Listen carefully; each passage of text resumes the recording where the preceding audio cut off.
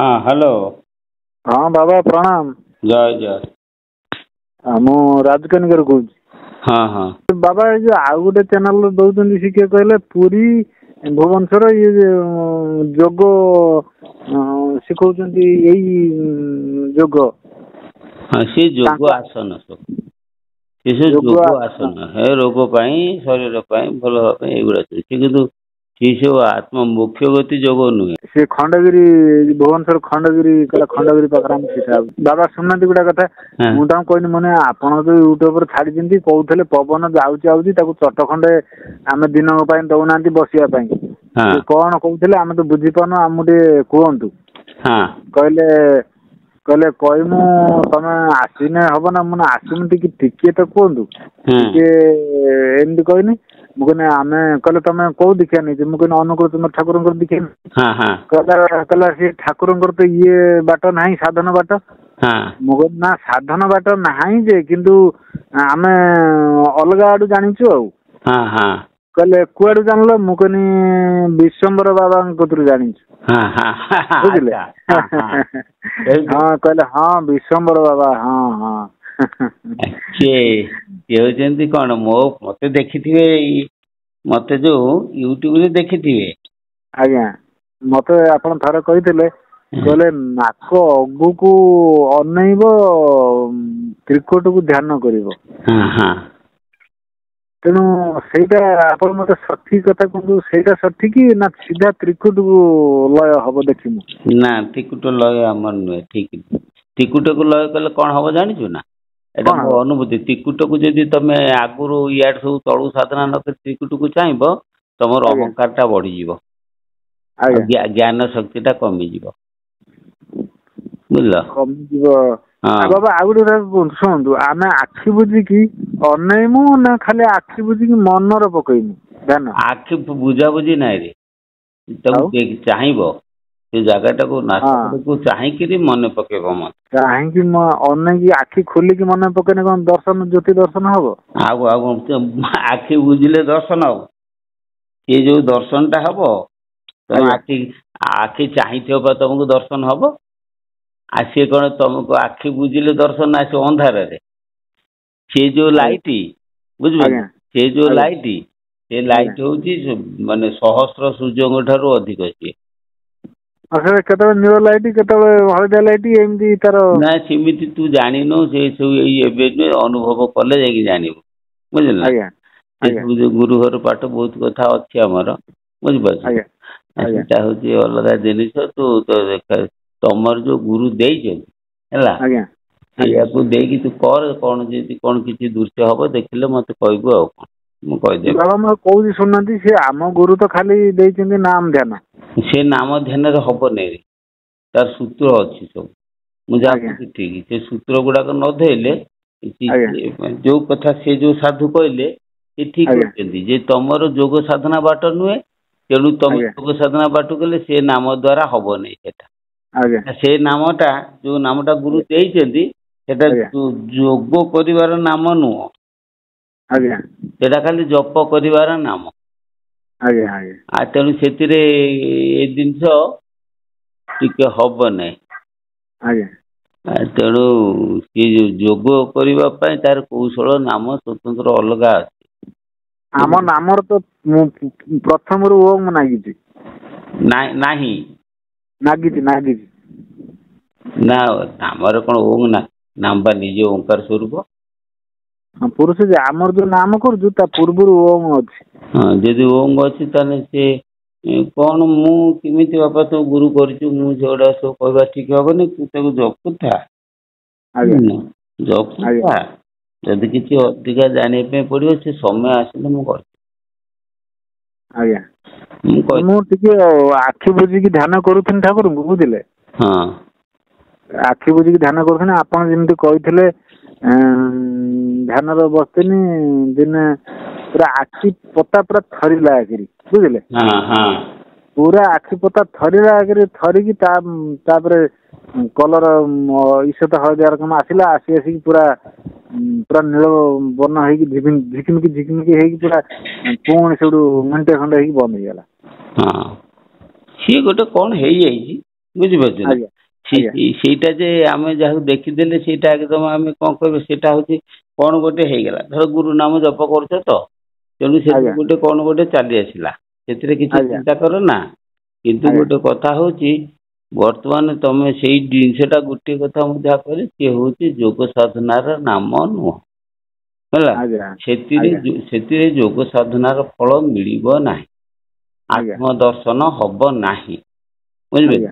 ସେ ଯେ ମିଳିବ ବହୁତ କିଛି ମାନେ ବହୁତ କିଛି ତମକୁ ବିଭୂତି ମିଳିବ। ଯେହେତୁ ନାମ ଗୋଟେ କିଛି ଗୋଟେ କଥା ଦେଖ, ଯେକୌଣସି ଗୋଟେ ନାମରେ କିଛି ଗୋଟେ ଫଳ ମିଳିବ ନା ଆଉ। ଯୋଉ କୌଣସି ନାମ ତମେ ଯୋଉଠି ଯୋଉଠି ଜପ କର ତାର ଗୋଟେ କିଛି ଫଳ ଅଛି। କିନ୍ତୁ ଆପଣଙ୍କୁ ବୁଝିବା ପାଇଁ ପଡିବ ଯେ ପ୍ରକୃତ ଆତ୍ମାର ସଦ୍ଗତି ପାଇଁ କୋଉ ନାମଟା ଦରକାର। ସେଇଟା ନ କଲେ ଆମେ ପାଇପାରିବାନି। ଏଇ ହଉଛି କଥା। ତୁ କରୁଥା ଦେଖେ, ଏମିତି କହୁଥା, ଦେଖିବା ଯାହା ଯେତେ ଆଡେ ଯିବ ଆଉ। ଅର୍ଦ୍ଧାଙ୍ଗିନୀ ବା ଧର୍ମପତ୍ନୀ ଯଦି ଜଣେ ମାନେ ସୁକର୍ମ କରେ, ତାର ଯଦି ସେ ବିବାହ ବରଣ କରିଛି, ସେଇ କର୍ମର ଭାଗ ପତ୍ନୀ ହବ ନା ନାହିଁ? ହବ ନା। ଯଦି ଭାଗ ହବ, ସେଇ ସକାଶ ବା ସିଏ କହୁଛି କଣ, ଯେହେତୁ ତମେ ଧର୍ମ ପତ୍ନୀ ରୂପରେ ତାକୁ ଗ୍ରହଣ କରିଛ ହେଲା, ତମ କର୍ମର ତା ନାଁ ହଉଛି ଅର୍ଦ୍ଧାଙ୍ଗିନୀ। ସେ ତମର ଅର୍ଧେ ଅଙ୍ଗ ସ୍ୱରୂପ। ତେଣୁ ତମ ଫଳର ଅର୍ଧେ ଭାଗ ତାହାର ହକଦାର ପ୍ରାପ୍ୟ ଉଚିତ। ତେଣୁ ସେଇ ସକାଶେ ଲେଖିଛି କଣ, ଯେ ପୁତ୍ର ନଥିଲେ ଘେନି ସଙ୍ଗେ ନିଜ ଆୟୁଷ ବେନି ଭାଗେ। ବୁଝିଲେ କି? ନିଜ ଆୟୁଷ ବେନି ଭାଗେ ମାନେ ଅର୍ଥ, ପୁତ୍ର ଯଦି ତମର ଥାଏ ତାହେଲେ ପୁଅ ପାଖରେ ସ୍ତ୍ରୀକୁ ସମର୍ପି ଦେଇକି ତମେ ଯିବ। ଯଦି ପୁଅ ନଥିବ ତାହେଲେ ସ୍ତ୍ରୀକୁ ସାଙ୍ଗରେ ନେଇକି ଯିବ। କଣ କରିବ ନା, ନିଜ ଆୟୁଷ ବେନି ଭାଗେ।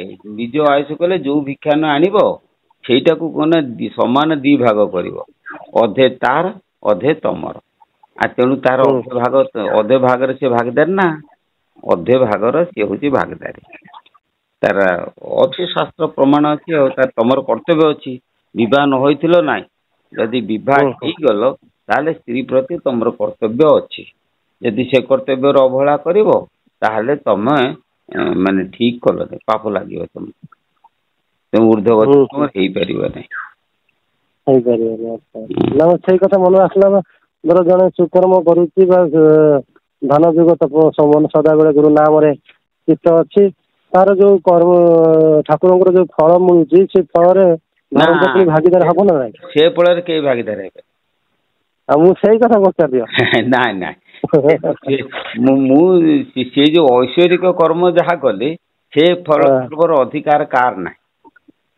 ସିଏ ଧର୍ମପତ୍ନୀ ହେଲେ ମଧ୍ୟ ସିଏ ଅଧିକାର ପାଇପାରିବ ନାହିଁ। ସେ ଧର୍ମପତ୍ନୀର ଅଧିକାର କେବଳ ତମର କର୍ମରେ, ତମର ଯୋଉ ସାଂସାରିକ କର୍ମ, ତାର ଜୀବନ ନିର୍ବାହ କରିବା ପାଇଁ ଯୋଉ କର୍ମ ଅଛି ହେଲା, ତାର ଅଧିକାର। ଶରୀର ନିର୍ବାହ କରିବା ପାଇଁ ଯୋଉ କର୍ମ ମୁଁ କରୁଛି, ସେ କର୍ମରେ ତାର ଅଧିକାର ଅଛି। କିନ୍ତୁ ଆତ୍ମଗତିରେ ଅଧିକାର ତାର ନାହିଁ। କାହିଁକି ନା ଗୁଣ ସକାଶେ କର୍ମ ସୁଝେ, ଏଣୁ ବିଷୟ ଜୀବ ବୁଝେ। ତେଣୁ ମୋ ପ୍ରକୃତି ଅନୁସାରେ ମୁଁ ମୋ କର୍ମର ଫଳ ମୁଁ ପାଇଲି, ମୋ ଫଳ ଅନ୍ୟ କାହାକୁ ଦେଇପାରିବିନି, ଦେଇ ହବ ନାହିଁ। ଜ୍ଞାନ ରୂପକ ଧନ ତମେ ଯାହା ଅର୍ଜନ କରିବ ଅନ୍ୟ କାହାକୁ ଦବ କେମିତି? ସେଇଠି ଗୋଟେ କଥା ଅଛି ବାବା, ଜଣେ ଆତ୍ମଜ୍ଞାନୀ ଆତ୍ମସ୍ଥିତରେ ସ୍ଥିତ ଅଛି, ତା ସଙ୍ଗେ ଯାହାର ବିବାହ ହେଇଛି ତାର ପୂର୍ବ ପାରାତ ସେବା ଥିବ ନା କଣ ବାବା? ସେଇଟା ଉପରେ ମୁଁ ସନ୍ଦିହାନ। ଯେ ଗୋଟେ କଥା ହଉଛି, ଲୋକ ତ କହୁଛନ୍ତି ଶ୍ରୁତି ଅଛି, କିନ୍ତୁ ତାପରେ କଣ ଗ୍ୟାରେଣ୍ଟି ମୁଁ ଜାଣିନି। ଯେ ପୂର୍ବ ଜନ୍ମରେ ଯାହା ଆମେ କରିଥିଲେ ସେଇ ଯୋଉ ଶୋଗ ସୂତ୍ରରୁ ସିଏ ତମର ସ୍ତ୍ରୀ ହେଇଛି, ତମେ ତାର ସ୍ୱାମୀ ହେଇଛ କହୁଛନ୍ତି। ହଁ, ଏ କଥାଟା ବାୟା ଗୀତାରେ ମଧ୍ୟ ସେ କଥା ଲେଖା ହେଇଛି, ଏ କଥାଟା ଅଛି। ଯଦି ସେଇ କଥାଟା ଥାଏ, ତା ଉପରେ ମୁଁ ଏତେ ଗବେଷଣା କରିନାହିଁ। ଯଦି ବି ସେଟା ଥାଏ ତାହେଲେ ପୂର୍ବଜନ୍ମର ସଂଯୋଗରେ ତମେ ହବ। ବର୍ତ୍ତମାନ ଦେଖ, ତୋର କର୍ମରେ ଯିଏ ଥିଲା ତୋ ପାଖକୁ ଆଇଲା, ସେ ସେଇ କଥା ଅନୁସାରେ ଦେଖିବା। ଆଉ ତୁ ଯାହାକୁ ପ୍ରଥମେ ଯାହାକୁ ଧରୁଥିଲୁ ସିଏ ତୋ କର୍ମରେ ନଥିଲା ବା ସିଏ ତାର ସୁଯୋଗ ନଥିଲା, ବୁଝିଲ କି? ତୋତେ ପ୍ରତ୍ୟାଖ୍ୟାନ କଲା ଏବଂ ତୋ ଭାଗରେ ପୂର୍ବ ଜନ୍ମରେ ଯିଏ ଥିଲା ସିଏ ସମ୍ମୁଖରେ ଆସିକି ପହଞ୍ଚିଗଲା। ଏଇଟା ହଉଛି ଗୋଟେ କଥା। ଯଦି ଆମେ ସେଟାକୁ ଧରିବା, ତେଣୁ ପୂର୍ବ ଜନ୍ମରେ ଅଛି କଣ ଯେ ତାର ସର୍ଟେନିଟି, ତାର କିଛି ପ୍ରମାଣ ମତେ ଠାକୁର ବୁଝେଇ ନାହାନ୍ତି। कि ମୁଁ ମୋ ଦିବ୍ୟ ଦୃଷ୍ଟିରେ ଏପର୍ଯ୍ୟନ୍ତ ଦେଖି ନାହିଁ ହେଲା ସେ ବିଷୟରେ ଗବେଷଣା ବି କରିନାହିଁ ଏପର୍ଯ୍ୟନ୍ତ ତଥାପି ଶାସ୍ତ୍ରକୁ ମାନିକି ଚଳିବା ପାଇଁ ପଡ଼ିବ ଶାସ୍ତ୍ର କହୁଛି ମାନେ ତାକୁ ଆଉ ଅବମାନନା କରିପାରିବା ନାହିଁ ଏଇ ହେଲା ଆମେ ସେଇଟା ବ୍ୟକ୍ତିଗତ ଦେଖୁଛୁ ଧର ଆମେ ଠାକୁରଙ୍କ ନାମରେ ବା ଗୁରୁ ନାମରେ ସ୍ଥିତ ଅଛୁ ବା ସେ ଅବସ୍ଥାରେ ଅଛୁ ଯେକି ସିଏ ସେ ଅବସ୍ଥାରେ ନାହାନ୍ତି ସେଇଟା ହେଇପାରୁନାହିଁ ସେଇଟା ବିପରୀତ ହେଇଯାଉଛି।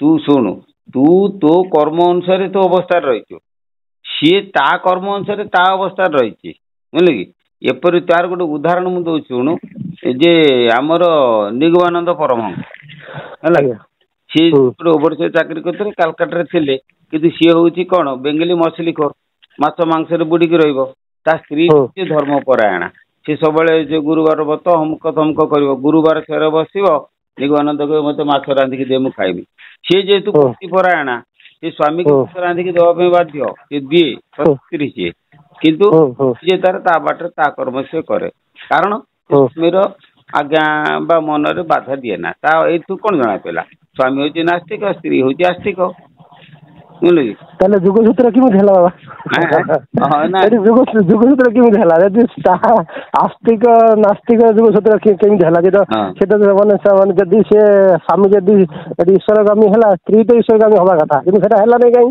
ନା ସେମିତି ନୁହେଁ ଗୋଟେ କଥା ହଉଛି ଯୋଗସୂତ୍ର ତାଙ୍କର କର୍ମ ପୂର୍ବ ଜନ୍ମର କର୍ମ ଦୋଷରୁ ସେ ତାଙ୍କର ଯୋଗସୂତ୍ର ହେଲେ କିନ୍ତୁ ସିଏ ତାର ନାସ୍ତିକ ବୃତ୍ତି ତାର ସିଏ ତାର ଠାକୁର ଫାକୁର ମାନେ ନା କିନ୍ତୁ ନା ଯୋଗସୂତ୍ର ହେଲା ଏଇଥିକାରେ କାରଣ ଶୁଣୁ ସ୍ତ୍ରୀ ସିନା ଧର୍ମପରାୟଣା ପୁରୁଷ ସିନା ନାସ୍ତିକ ପରବର୍ତ୍ତୀ ମୁହୂର୍ତ୍ତରେ ଯେତେବେଳେ ସ୍ତ୍ରୀ ତାଙ୍କର ଦେହତ୍ୟାଗ କଲେ ହେଲା ଦେହତ୍ୟାଗ କରିବା ସମୟରେ ସେ ଅପେକ୍ଷା କରି ବସିଛନ୍ତି ସ୍ୱାମୀ ଆସିଲେ ସେ ଦେଖିକିରି ଦେହତ୍ୟାଗ କରିବେ ସ୍ୱାମୀ ଯେତେବେଳେ ଘରକୁ ଆସିଲେ ତା ସ୍ତ୍ରୀ ସେଇଠୁ ପଦେ କହିଲା ମନେ ରଖ ପରପାରି ଅଛି ଈଶ୍ୱର ସତ୍ୟ ତା ସ୍ତ୍ରୀ କହିଲା ଯେତେବେଳେ କହିଲା ତା ସ୍ତ୍ରୀ ଚାଲିଗଲା ପରେ ନିଗମାନନ୍ଦ ପୁଣି କେମିତି ସେ ମାନେ ଜଣେ ପରମହଂସ ହେଲେ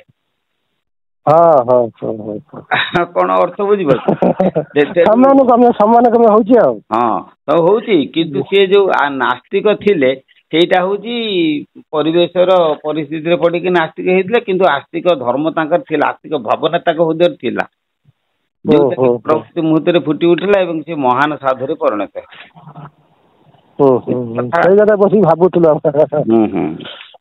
ଏଇ ହଉଛି କଥା ଭଲ ଲାଗୁଛି ବାବା ଆମେ ସେ ତ ଡ୍ୟୁଟି ଛାଡ଼ିକି ଆସିକି ଗାଧେଇ ପାଧେଇ ବସିକି ଶୁଣୁଛୁ ଭଲ ଲାଗିବ ନାଇଁ ଗୋଟେ କଥା ହଉଛି ଅନୁଭବର କଥା ସବୁ ଖାଲି ତୁ କ'ଣ ଗୋଟେ କଥା ହଉଛି ଓଡ଼ିଶା ସାରା ଲୋକ ସମସ୍ତେ କହୁଛନ୍ତି କେହି ଦିନେ ନାଲିଗାର ମାନୁନାହାନ୍ତି ଯେ ଖରାପ ଲାଗୁଛି ବୋଲି କେହି କହୁଛି ଆଉ ତାପରେ ଗୋଟେ କଥା ହଉଛି ଅନୁଭବର କଥା ଗୁରୁ ଘର କଥା ବୁଝିଲେ କି ଆମେ ଗୁରୁ ତେଣୁ ଯୋଉ ଜିନିଷ ଠିକ ଜିନିଷ ଆମେ ଛାଡ଼ିବୁ ଭୁଲ ଜିନିଷ ଛାଡ଼ିବୁନୁ ସେଇ ଜାଗା ସେ ଚାଲିଛି ନା ଆଉ ସେତିକି ତ ଗୁରୁଦତ୍ତ କର୍ମ ଚାଲିଛି ସେତିକି ଗୋଟିଏ ନିଶ୍ୱାସ ପ୍ରଶ୍ୱାସ ଅଯଥାରେ ନ ଯାଉ ସେତିକି ପାଖରେ ସମର୍ପଣ ସେଠି ତ ହେଇପାରୁନାହିଁ କାମ ଧନ୍ଦା କରୁଛୁ ଭୁଲି ଯାଉଛୁ ନା ତଥାପି ଚେଷ୍ଟା କରୁଥା ଯେତିକି ଆଉ ଟେକ୍ନିକ କରୁଥା ଆଉ ଗୋଟେ ଟେକ୍ନିକ ଅଛି ଯୋଉ ଟେକ୍ନିକରେ ତମର ମନେ ନ ପଇଲେ ମଧ୍ୟ ଜବରଦସ୍ତି ଟାଣି ଆଣିକି ମନେ ପକେଇଦବ ଏମିତି ଗୋଟେ ଜିନିଷ ଅଛି କିନ୍ତୁ ସେ ସବୁ ଗୁରୁ ଘର କଥା ମନେ ରହୁଛି ଗୁରୁ ନାମ